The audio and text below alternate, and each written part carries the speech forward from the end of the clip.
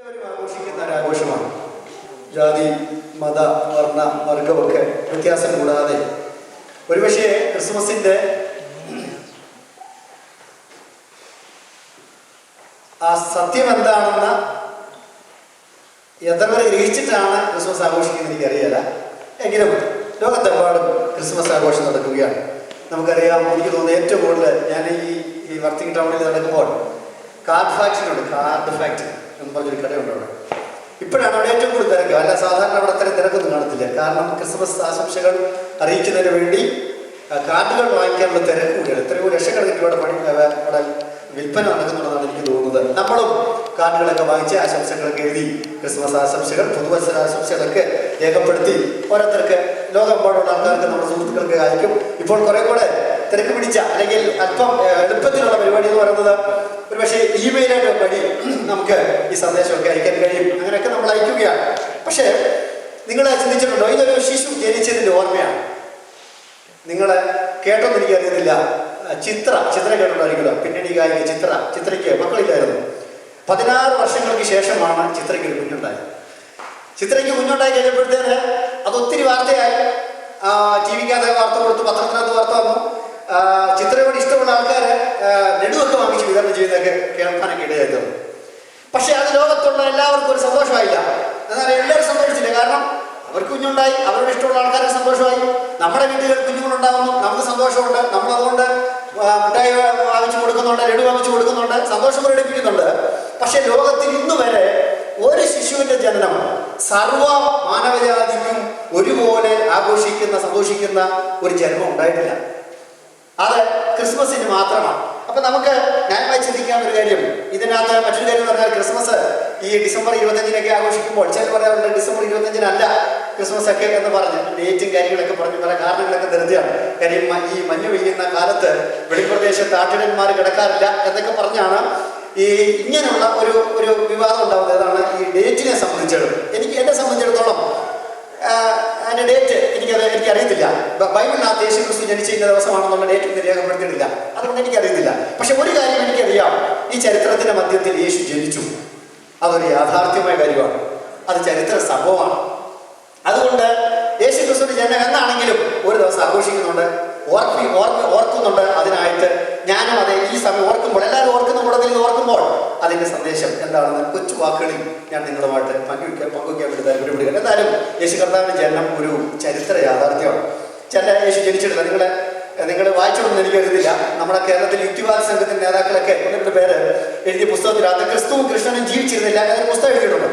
കൃഷ്ണൻ ജീവിച്ചിരുന്നുണ്ടോ എന്നുള്ള കാര്യത്തെക്കുറിച്ച് ചരിത്ര പഠനമൊന്നും ഞാൻ നടത്തിയിട്ടില്ല. പക്ഷേ യേശു ക്രിസ്തു ജീവിച്ചിരുന്നിട്ടുണ്ടോ എന്ന് ചോദിച്ചാൽ അത് ചരിത്രത്തിൽ നോക്കുന്ന ഒരു വ്യക്തിക്ക് പോലും, ഇനിയും ഇത് എഴുതിയ ജോസഫ് ഇടമറവ് എന്ന് പറയുന്ന യുക്തിവാദി സംഘത്തിന്റെ നേതാവ്, അദ്ദേഹം ഇത് എഴുതുമ്പോൾ അതിനകത്തൊരു ഡേറ്റ് ഇട്ടാണ് പുള്ളി ഈ പുസ്തകം ഇറക്കിയത്. 80 ഇറക്കിയ പുസ്തകമാണ്.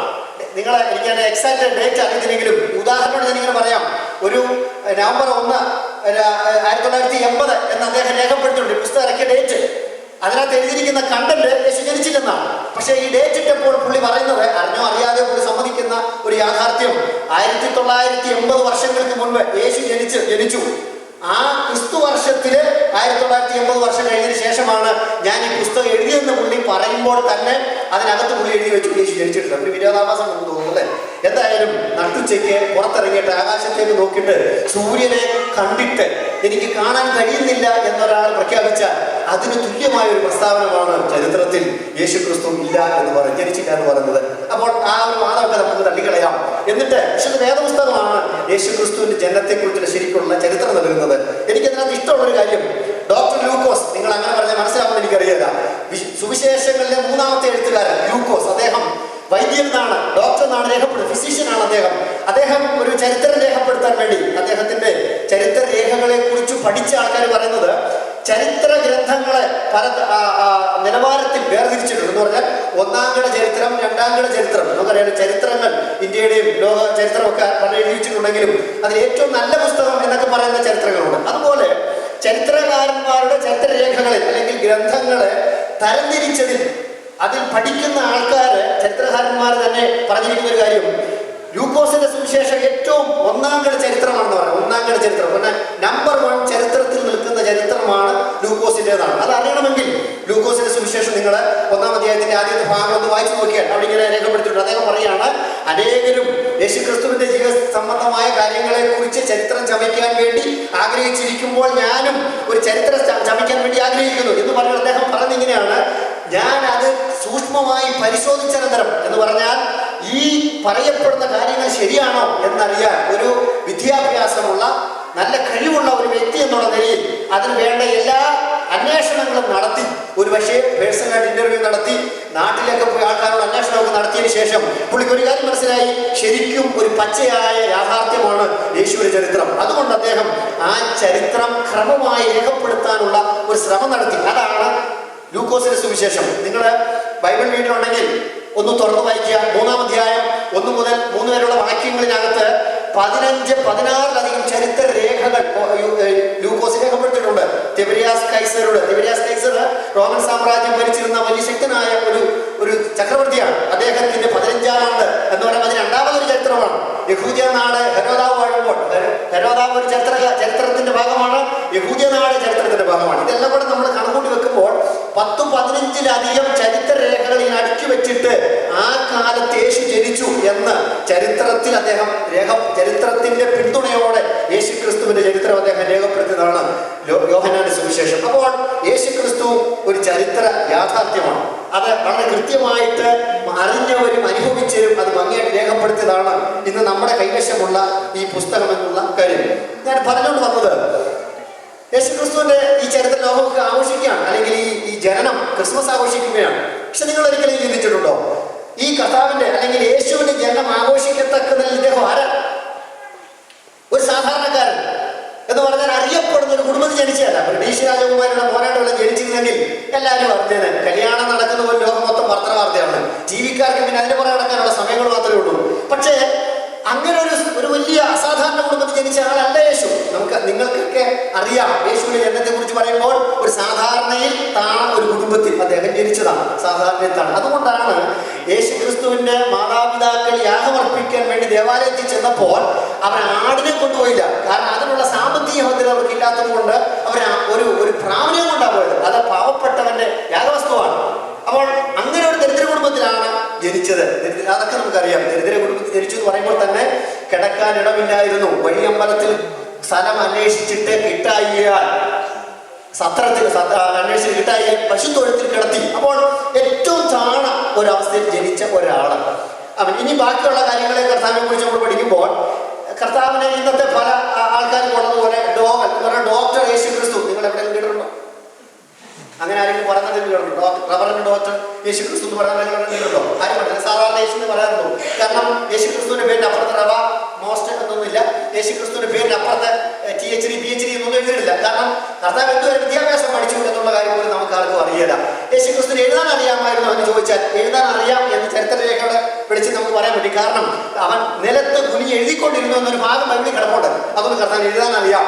യേശു വായിക്കാൻ അറിയാമായിരുന്നു, വായിക്കാൻ അറിയാം. കാരണം ഒരിക്കൽ ദേവാലയത്തിൽ വന്നിട്ട് അദ്ദേഹത്തിന് യെശയ്യാ പ്രവാചകന്റെ ചൂടെടുത്ത് വായിക്കാൻ കൊടുത്തു. അപ്പോൾ യേശു അവിടെ വായിച്ചു തുറന്നത്. അപ്പോൾ കർത്താവ് വായിക്കാൻ അറിയാം. അപ്പോൾ എഴുതാനും വായിക്കാനൊക്കെ അറിയാം. PhD വരെ പഠിച്ചിട്ടുണ്ടോ എന്ന് എനിക്കറിയത്തില്ല. അതുകൊണ്ട് അതില്ലെന്ന് പറയാം. അതുകൊണ്ടാണ് അപ്പുറത്തും ഇപ്പുറത്തും വാനൊന്നും കർത്താവിനെ ഇല്ലാതെ പോയത്. അപ്പോൾ സാധാരണക്കാരൻ. പിന്നെ എടുത്തു പറയത്തക്ക ഒന്നുമില്ല.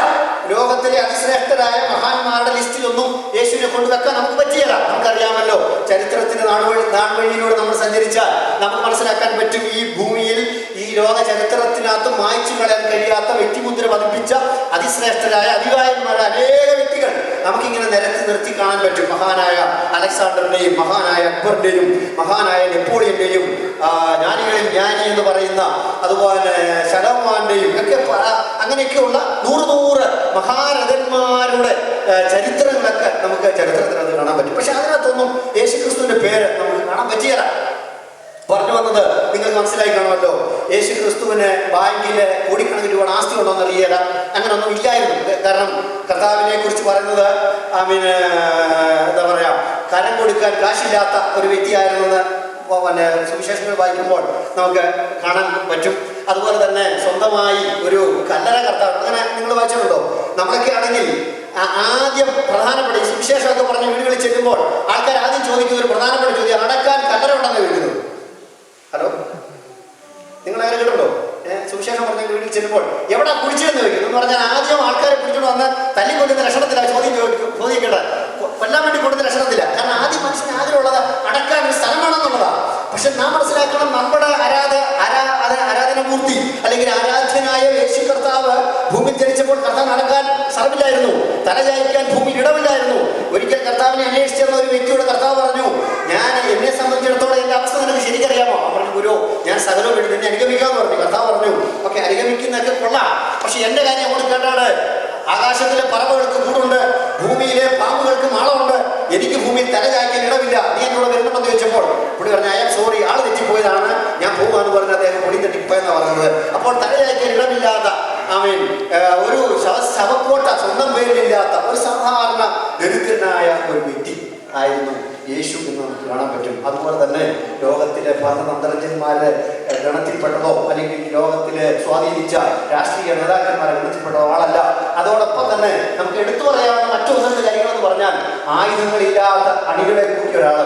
സാധാരണ ലോകത്തിൽ വിപ്ലവങ്ങൾ സൃഷ്ടിച്ച മനുഷ്യരൊക്കെ ആയുധങ്ങളെ കൊണ്ട് റോഡിലിറങ്ങിയവരാണ്. അണികളെ കൊണ്ട് ലോകത്തിൽ വിപ്ലവങ്ങൾ സൃഷ്ടിച്ചവരാണ്. ഇന്ന് ലോകത്തിൽ അറിയപ്പെടുന്ന എന്താ പറയേണ്ടത്, ഹിറ്റ്ലറിനെയോ അല്ലെങ്കിൽ അതുപോലുള്ള പ്രധാനപ്പെട്ട വ്യക്തികളൊക്കെ എടുത്താൽ ഇവരെല്ലാം രക്തരൂഷിത വിപ്ലവം കൊണ്ട് ലോകത്തെ കീഴ്പ്പെടുത്തിയ മനുഷ്യർ അല്ലെങ്കിൽ ലോകത്തിൽ സ്വാധീനം ചെലുത്തിയ മനുഷ്യർ. പക്ഷേ ഒരിക്കൽ പോലും വാളെടുക്കാൻ ആഹ്വാനം ചെയ്യാതെ രക്തത്തിന്റെ മണമില്ലാത്തൊരു വിപ്ലവത്തിന് ശരിക്കും എന്താ പറയുന്നത് മുന്നോട്ടിറങ്ങിയ ഒരു വ്യക്തിയാണ് യേശു കർത്താവ്. കർത്താവിനെ കുറിച്ച് ഒരുപക്ഷെ ലോകത്തിന്റെ ശ്രേഷ്ഠരായ മക്കളുടെയൊക്കെ അല്ലെങ്കിൽ വ്യക്തികളുടെയൊക്കെ നിലയിൽ കൊണ്ട് നിർത്തിയാൽ അവിടെ ഒന്നും നമുക്ക് യേശുവിനെ കാണാൻ പറ്റുകയില്ല. പക്ഷേ നമ്മളറിയണം, യേശു ചരിത്രത്തിന് നടുക്ക് നിൽക്കുകയാണ്. യേശുവിനെ നോക്കിയാണ് ചരിത്രത്തിൽ. നിങ്ങൾക്കറിയാമോ, ഞാനതാ പറഞ്ഞത്, മഹാന്മാർ ഒത്തിരി കടന്നു വന്ന ഈ ഭൂമിയിൽ, ഒത്തിരി കടന്ന് അവസാനിച്ചു പോയ ഈ ഭൂമിയിൽ. പക്ഷേ നാം മനസ്സിലാക്കേണ്ട ഏറ്റവും പ്രധാനപ്പെട്ട കാര്യം, ഇങ്ങനെ ആരുമല്ലാത്ത ഒരു സാധാരണക്കാരനായ മനുഷ്യൻ, ദരിദ്രനായ മനുഷ്യൻ, അണികളില്ലാത്തവൻ, ആയുധമില്ലാത്തവൻ, പട്ടാളത്തെ ചേർക്കാത്തവൻ, ഇങ്ങനെ ആയുധമെടുത്ത് രക്തരൂഷിത വിപ്ലവത്തിന് ആഹ്വാനം കൊടുക്കാതെ ഒക്കെ ജീവിച്ചിട്ടും ഈ ഭൂമിയുടെ ചരിത്രം രേഖപ്പെടുത്തുമ്പോൾ യേശു ക്രിസ്തു എന്ന് പറയുന്ന വ്യക്തിയാണ് ചരിത്രത്തിന് നടുക്ക് നിൽക്കുന്നത്. എന്ന് പറഞ്ഞാൽ ചരിത്രത്തെ രണ്ടായി തിരിച്ച് ചരിത്രത്തിന്റെ മധ്യത്തിൽ യേശു ക്രിസ്തു നിൽക്കുകയാണ്. ചരിത്രാതീതനായവൻ ഈ ചരിത്രത്തിലേക്ക് ഇറങ്ങി വന്ന് ചരിത്രത്തെ AD എന്നും BC എന്നും രണ്ടായി തിരിച്ചുകൊണ്ട് ചരിത്രത്തിന്റെ മധ്യത്തിൽ ചരിത്ര പുരുഷനായിട്ട് ചരിത്രാതീതനായിട്ട് യേശു വാഴുന്നു. അതിന്റെ കാരണം എന്താണ്? അവനെങ്ങനെ ചരിത്രത്തിലേക്ക് വന്നത് നിങ്ങൾക്കറിയാലോ. ഹിസ്റ്ററി എന്നാ പറഞ്ഞത്. ഹിസ്റ്ററി എന്ന് പറഞ്ഞാൽ ഹിസ്റ്റോറി എന്നാണ് ആൾക്കാർ വ്യാഖ്യാനിക്കുന്നത്. ഹിസ്റ്റോറി അവന്റെ ചരിത്രമാണ്, അവനെ കുറിച്ചുള്ളതാണ്. അവൻ വരുന്നിടം വരെയുള്ളത് അവനെ ചൂണ്ടിപ്പറഞ്ഞെങ്കിൽ അവന് കഴിഞ്ഞുള്ളത് അവനെ തിരിഞ്ഞു നോക്കി പറയുക, അവൻ വന്നു. അതുകൊണ്ടാണ് ഹിസ്റ്ററി, ആ ചരിത്രം എന്നുള്ള വാക്കിന് തന്നെ ഹിസ്റ്റോറി എന്ന് പറയാനുള്ള പ്രധാനപ്പെട്ട കാരണം എന്ന് പറയുന്നത്. അപ്പോൾ യേശുവാണ് ചരിത്രത്തിൽ നടക്കി നിൽക്കുന്നത്. നിങ്ങൾക്ക് വേറെ കാര്യം അറിയാമോ? AD എന്ന് പറഞ്ഞാൽ ഭാര്യമാരെ ഇടയ്ക്കിടയ്ക്ക് എടി എന്ന് വിളിക്കുന്നതിനുള്ള നീട്ടിച്ചൊല്ലല്ല AD എന്ന് പറഞ്ഞാൽ. ആൾക്കാരെ AD എന്നും BC എന്ന് പറഞ്ഞാൽ നിങ്ങൾക്ക് അറിയാം എന്ന് ഞാൻ വിശ്വസിക്കുക. BC എന്ന് പറഞ്ഞാൽ ബിഫോർ ക്രൈസ്റ്റ്, AD എന്ന് പറഞ്ഞാൽ ആഫ്റ്റർ ഡെത്ത്. AD എന്ന് പറഞ്ഞാൽ ഞാൻ മുമ്പ് പറഞ്ഞ വാക്കല്ല, വേറെ അർത്ഥമാണ്. AD എന്ന് പറഞ്ഞാൽ അഡോനോ ഡൊമിനി എന്ന് പറയുന്ന ഒരു വാക്കിന്റെ ഷോർട്ട് ഫോമാണ്. അതിന്റെ അർത്ഥം എന്താണെന്നറിയാമോ? In the year of our Lord എന്നാണ്. നമ്മുടെ കർത്താവിന്റെ വർഷം എന്നാണ് ആ വാക്കിന്റെ അർത്ഥം. നമ്മുടെ കർത്താവിന്റെ വർഷം. യേശു ഇല്ലെന്ന് പറയുന്നവനും യേശു ജീവിച്ചില്ലെന്ന് പറയുന്നവനും യേശുവിനെ വേണ്ട എന്ന് പറയുന്നവനും യേശുവിനെ ആക്ഷേപിക്കുന്നവനും ഡേറ്റ് എഴുതുമ്പോൾ അതിനകത്ത് എഴുതി വെക്കും നമ്മുടെ കർത്താവിന്റെ വർഷത്തിലാണ് ഞാൻ യേശുവിനെ ചീത്ത പറയുന്നത്. ഹലോ, പുസ്തകം എഴുതുന്നവന് കർത്താവിന് എതിരായിട്ട് എഴുതുന്നത് ഇഷ്ടംപോലെ പുസ്തകം. ഞാൻ 1-2 സെമിനാരിൽ പഠിച്ചിട്ടുള്ള ആളാണ്. ലക്ഷക്കണക്കിന് പുസ്തകങ്ങളുള്ള ലൈബ്രറിയിലൊക്കെ ഞങ്ങൾ പുസ്തകങ്ങൾ പരിശോധനയ്ക്ക് വേണ്ടി, പഠനത്തിന് വേണ്ടി, എഴുതാനും വായിക്കാനൊക്കെ വേണ്ടി പോയിട്ടുണ്ട്. ബാംഗ്ലൂരിലുള്ള ഒരു ലൈബ്രറിയിൽ 6 ലക്ഷം പുസ്തകങ്ങളുടെ 6 നില കെട്ടിടമാണുള്ളത്. അവിടെ പഠിക്കാനൊക്കെ ചെല്ലുമ്പോൾ ഞാൻ ആലോചിച്ചിട്ടുണ്ട്, കർത്താവിനെ പൂവണിയിക്കാനും കർത്താവിനെ ആക്ഷേപിക്കാനുള്ള ഗ്രന്ഥങ്ങളിനകത്ത് വിമർശന ഗ്രന്ഥങ്ങളുണ്ട്, ആക്ഷേപ ഗ്രന്ഥങ്ങളൊക്കെ ഉണ്ട്. പക്ഷെ ഇതൊക്കെ എഴുതി വെക്കുമ്പോഴും ഒരു വരി പോലും